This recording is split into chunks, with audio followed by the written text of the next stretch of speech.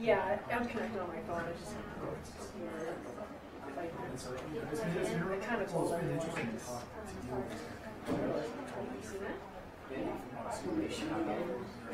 Oh yeah.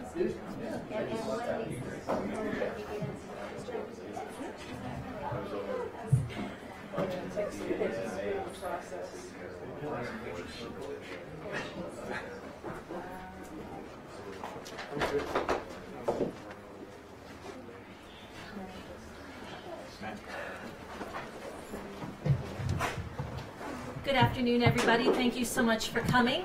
We're going to hear from Rachael Flick in a few minutes, and she's going to make a few brief statements. Then we'll open it up for Q&A, and we will also have time afterwards if you have time for individual interviews, so it's more of a one-on-one conversation. So again, thank you for coming, and here's Rachael Flick.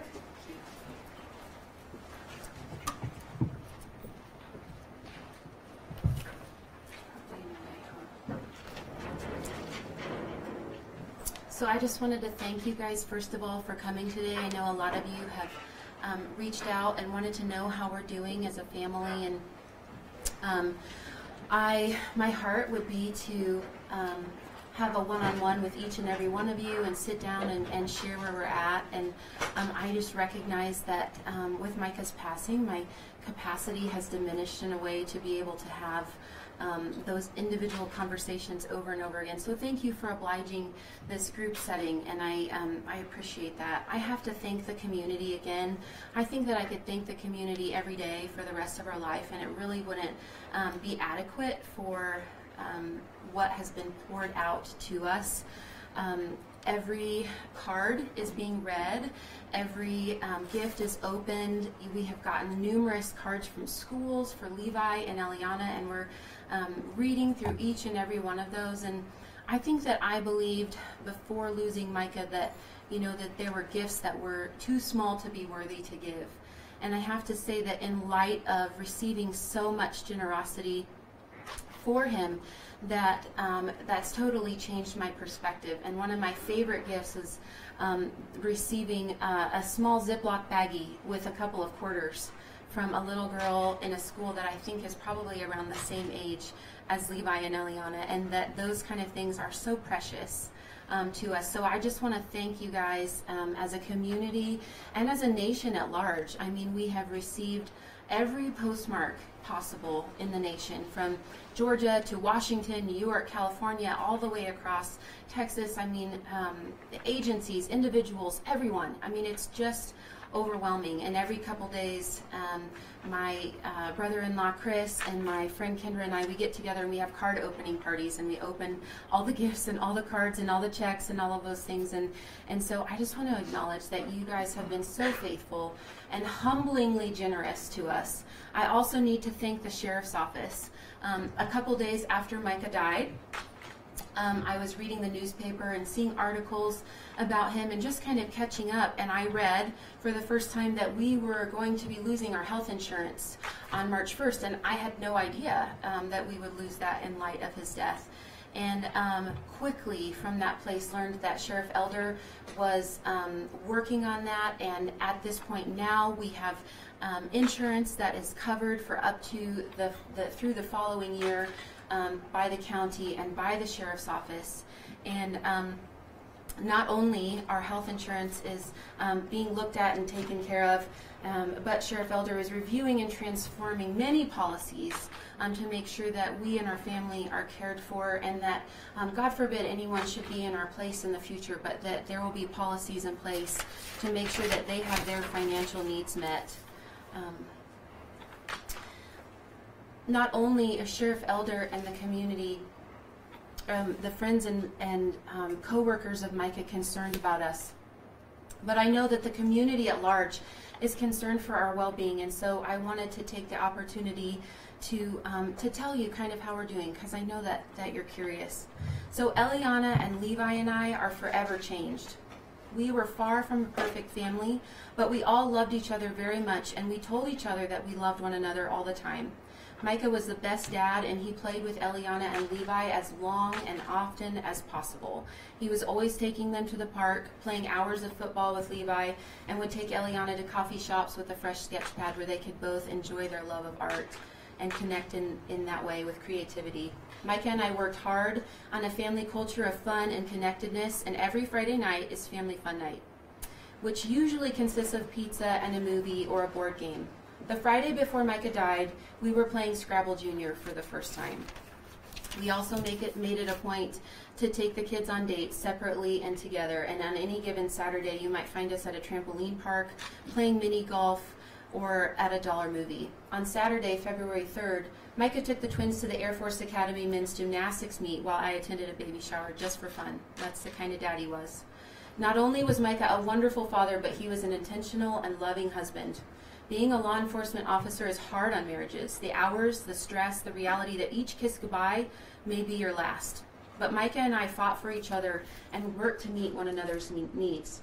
Our last date together was having breakfast the Wednesday before he died. We spent time on Sunday, Super Bowl Sunday, after the party that we hosted, just talking and enjoying what a success that had been and the time with our family. And that was our last conversation. But it was a good picture of the beautiful simplicity and the commitment of our love together. We are still moving through life hour by hour, sometimes one breath at a time. We cry as a family together often, but we don't grieve like people without hope, because we know that Micah lives. Micah is in heaven, which is a very real place, and we are going to see him again. Since the funeral, many of you have commented on my strength. I have to tell you where that strength comes from, because it isn't some vague or mystical thing about me or our family. The answer for the hope that I have, the hope that empowers me to put one foot in front of the other, is in Psalms 28, 6 and 7. Praise be to the Lord, for he has heard my cry for mercy. The Lord is my strength and my shield. My heart trusts in him, and I am helped. My heart leaps for joy, and I will give thanks to him in song. And I know that for many of you, you can't even fathom where I would be talking about joy or singing or thanks or leaping in light of just losing my husband. But here is why I can give thanks. God is good. Even when we don't understand him, even when our pain brings us to our knees, God is still good and he can be trusted. That is where my strength is, in the goodness of the character and nature of God. At Micah's funeral, I said that his death wasn't due to politics or guns or race, but that it's a heart problem. James 1:27 says, pure and genuine religion in the sight of God the Father means caring for the orphans and the widows in their distress and refusing to let the world corrupt you. We are a nation divided in so many ideas and places, but I have seen Micah's death bring unity and bring the best out of your hearts as you have cared for me and my children as a widow and orphans. What Micah sowed into our community, you have poured right back out to us. I know many of you are familiar with the Wu homicide trial that recently commenced. And I have to tell you that when I heard of the verdict, that I had to publicly celebrate in the kitchen just 1 or 2 days after Micah had died, because Micah worked so hard on that case. He fought for that woman's children to have justice for their mother's death. I heard of a woman who recalls Micah investigating and being present for her DV case, and that he physically protected her from her aggressor and was one of the only men in her entire life to have ever shown her what the strength of a man should be on behalf of a woman, and that is protective and not to harm her. I've heard so many amazing, affirming stories about Micah since his death. And I am so grateful. But can I tell you that I wish that he had heard these stories while he lived? Micah was a courageous man and a hero, a man of integrity and honor, but Micah was human and he struggled with insecurity just like all of us do. He always asked himself if he was doing enough. Did his sacrifices make a difference? When I watched you from behind Micah's hearse, lining the streets and waving flags, you told me that he did matter. You brought your children in the snow to salute Micah on the way to his final resting place. You modeled honor and respect for Micah and the men and women who risk their lives every day for us. And I want to issue a challenge to you. And because I've seen you as a community respond so beautifully, I know you're going to receive this with open arms. If you've had a positive interaction with anyone in law enforcement, a police officer, a detective, a judge, anyone, would you find a way to get that affirmation to them? Micah took our culture war personally. He carried the anger towards the officers who have gotten a lot of media attention due to their failures. Micah carried that on his heart. Micah felt disregarded and dishonored by our community, even as he got up in the middle of the night to come and serve you in your darkest and most painful places. But you've shown me that there are seeds of honor and respect in our hearts. And so I'm challenging us to root and to grow those seeds. And I have a couple practical ideas that I think will help build that respect and honor for law enforcement. And one of the ways that we build respect and honor for law enforcement is through understanding and empathy. Because if we don't know what people do, how can we really respect them? And so my first idea is that you would educate yourself on your rights as a citizen when you contact law enforcement. I think one of the misconceptions that we have, because in our culture, you know, everybody can have an opinion and we can all argue, and whatever point that is, we're allowed to have it anytime. And this is one of the times when you are contacted by a police officer who says you are under arrest, you don't actually have the right to argue. Your rights then are with the court and with your lawyer and with moving forward. And I think that educating yourself and educating your children on how we can interact with the police, I think that there's a lot of unnecessary conflict that makes that very unsafe for the public and for the officers. And I would love to see the safety of those interactions, of those initial interactions with law enforcement go up, because we understand already what our rights really are. My next idea is that I think that, you know, some of us, we're very good at armchair quarterbacking, right? We see a situation and we're like, I know what I would have done with that, and I know what they should have done with that. And so there is a training called reality-based training, or RBT, and what you do is you basically create a scenario, something like what the Planned Parenthood shooting would have been, and you fill the building with smoke and flashbangs and lights, and you put everybody in the gear, and they actually get to practice and go through this training and see what it would be like to make those life or death decisions in milliseconds when you don't have time to sit there and think through all of the rational possibilities. And so I would love to see an inter-office collaboration of a creation of that opportunity for the community. And I have to say that if that picks up and takes on, that I will be the first one to sign up, because that was something that Micah had to do for his training, and I have to admit that it sounded kind of like fun. So the last idea that I have is that everyone who would like to should take the opportunity to do a ride-along. There is something transformative when you sit beside a cop and you watch them go into strangers' homes and enforce the law with strength and grace and dignity, and do that on a daily basis. There's something that just really opens your eyes. I had the opportunity, like when you're a law enforcement wife, these are things you do for fun. For Micah's 32nd birthday, I did a ride-along with him when he was on patrol. And, you know, as his wife, he would come home and he would tell me, you know, this is what we did, and here's the case that I'm working on, and here are, you know, the people that I'm interacting with. But going on a ride-along completely changed that for me. And it was, it opened my eyes to an empathy and a respect and an honor for him and what he did at a whole new level. And so I want to issue again the challenge: teach your children to respect authority. Continue to join together to make a positive difference in our community and across the nation, caring for the widows and the orphans like Levi, Eliana, and myself. Find ways to encourage and affirm the men and women of law enforcement who are ready and willing to lay down their lives for us every day, just like Micah did. Thank you. So I'm open to your questions. What's the number one piece of advice that's helped you through the past few weeks?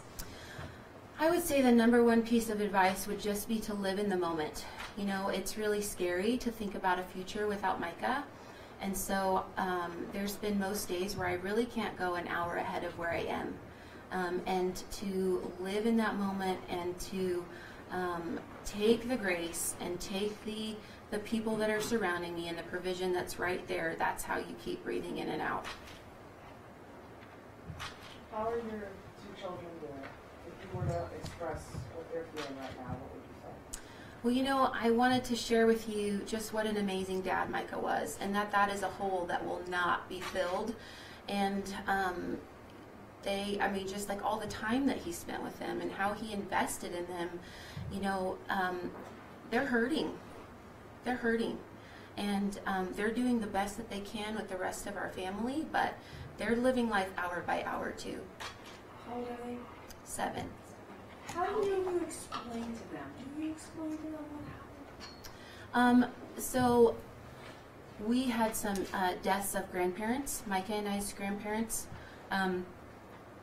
last summer and the summer before. And so we walked them through, you know, a lot of the process in death. My grandmother went through hospice, and they were there in the hospital and watched and those kind of things. And so they had a really good idea of what death was and what that meant. And so when I told them that Daddy was gone, that he wasn't living anymore, they're very capable of understanding that at a pretty articulate level.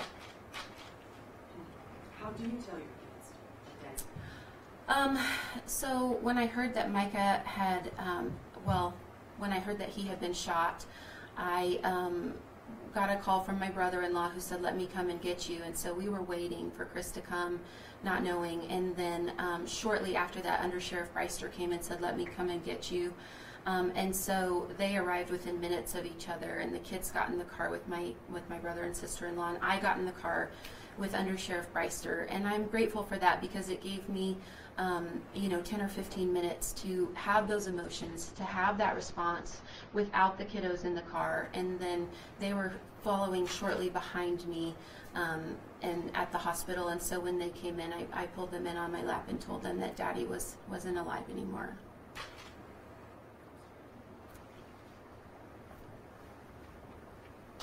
You spoke a little bit about the procession. What were some emotions that came up when you drove by thousands of people on the side of the road?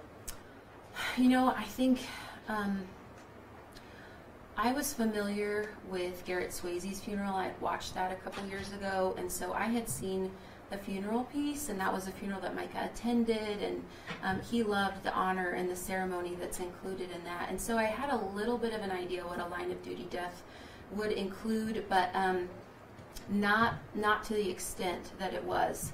And so I had no idea that we would escort him in the casket everywhere he went, and that was a total surprise, and in a beautiful way. It was very honoring to him and humbling, and you know, we had the kids on our laps, and Eliana made the comment. She said, "Mommy, seeing all these people honoring Daddy makes that just a little bit easier, makes my heart a little bit happier."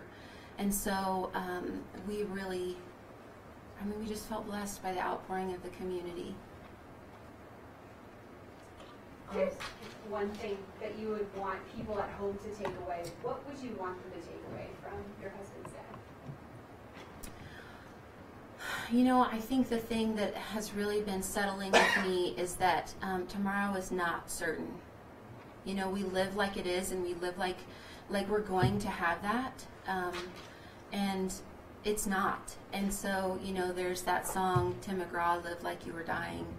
And I've always loved that song, and I've thought it, and I'm like, yes, I want to live like that. But when you lose someone precious to you, you really do think, you know, get in that picture, right? Say the thing that you love about that person. Tell them why they're special to you. Go on the vacation, do the crazy thing, dance in the kitchen, like live with abandon, because you're just not guaranteed that you're going to have another chance. And so I think that that's the thing that's really been penetrating in my heart, is just to really value every day.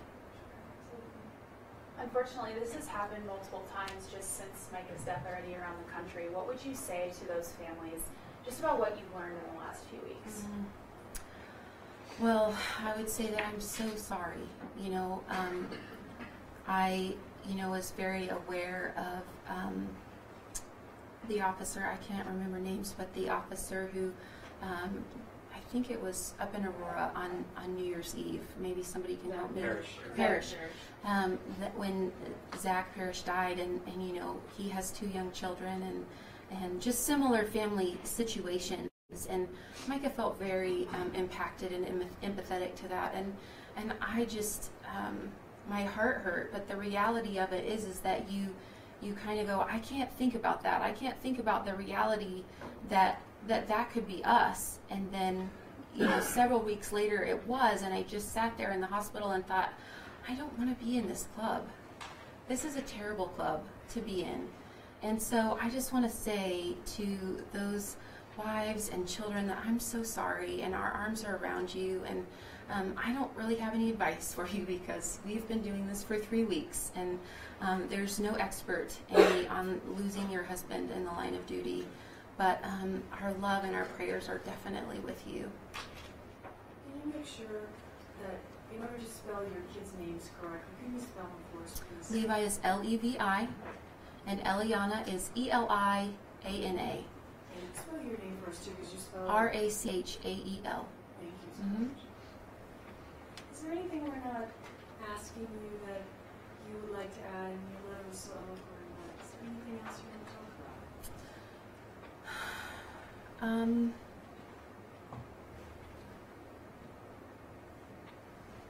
You know, I feel like you guys have really been gracious and given me that space to express and to communicate where we're at, and to thank you for how you've supported us. I mean, I don't know how people go through this loss without that kind of support, and my heart goes out with you. You know, I didn't plan on saying this, but I think it's worth saying that we choose as our family to forgive the man who took Micah's life. And we offer that freely, and it is our gift because we have been forgiven, that we forgive freely. And we don't hold bitterness or malice, though we are greatly aggrieved at Micah's loss. We are not, we're not going to hold on to that. Moving forward, you know, the community has put their arms around you locally and across the country, but you know, the next thing happens and people sometimes move on. Well, is there anything the community can do for your family moving forward? You know, I don't know what you guys have seen behind the scenes, but I lead the Moms Connect and Mothers of Preschoolers group at New Life Church, and that's a couple hundred mamas. And they have literally cooked for us, cleaned for us, run our errands multiple times. And so, like, that's why I say I can't imagine doing this, you know, without that. I mean, like, the Till offered us like a month's worth of meals. I don't know what else we could possibly ask for. People have offered to pay for our children's sporting activities. We have an offer from an optometrist for free eye care from now until 2030. I mean, literally, like, every possible offer that you could think of. Someone came in, and we've just been having plumbing problems in the last couple of weeks, and they gave us a free toilet. I mean, like, I don't know what we could, thank you for asking, but literally the generosity, when I say that we are humbled, it has been mind-blowing. I know in the past you've only, at least through the church, we've only received one family photo of you. Is there a chance that you might share any more with us? Because you speak a lot about your husband and what kind of a family man he was, and we would love to be able to show that and pair pictures with it if that is possible. I think that that's definitely possible. We had a lot of inquiries immediately after his death, and it was also very sudden and very quick, and we put on a state funeral in 5 days, and that's like multiple teams full-time job, right? And so when we were asked that at that point, I was just like, I'm not ready to do anything right now, but I think that we could work something out. You've spoken a lot about calling for people to change, whether it's, educating their kids to respect authority or respecting, law enforcement officers. Do you think that that change will come? I think that we have the power to institute and to instigate that change. I think that it's easy to feel like, that one person, that one family making that decision that they're going to honor authority in their family and teach their children about law enforcement doesn't matter, but it really does. Just like the little Ziploc baggie of 75 cents, those things have power, and it takes one person beginning to make that change, to make a cultural revolution. And I think that, like you said, so many officers have died. Even, I think, 2 in Georgia died during Micah's funeral, if I have that correctly. And I think that we are getting to the place where we are saying it is not acceptable to assassinate our law enforcement, because those were ambushes, right? Like, those were assassinations. And so I think that these deaths are bringing attention to a problem in such a way to cause people to actually desire to rise up and do something about it. So I want to say that yes, absolutely it can. When you think about Micah, which I'm sure your family has done constantly in the last 3 weeks, what's the number one thing you miss about him and a memory that will always stand out to you? I miss so many things about Micah, and he was a multifaceted person. We talk about, Micah and I were total nerds. I mean, we both got our master's degrees together while the twins were, from 1 to 4 years old. So if you can imagine the amount of stress in a household of getting to advanced degrees with tiny little people, and that we were committed to that. I mean, our conversations around Sunday lunch were around strategic leadership and theology, and I mean, just absolutely from A to Z. That was just how we connected, and I was thinking about that. The family gets together on Sundays for lunch, our immediate family of like 14 people, and I was missing him and his 50%, very intellectual comments and 50% total goofball jokes that only I got. And he was like, "That was funny, right?" And I'm like, "Yes, babe, it was funny." So I think I miss that. I miss my partner and my friend, doing life with him.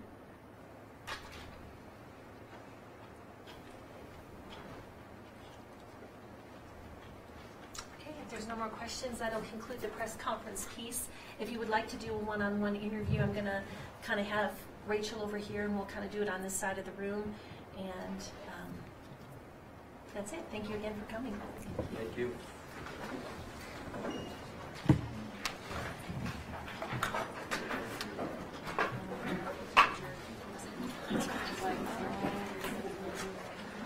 You want me to go over here?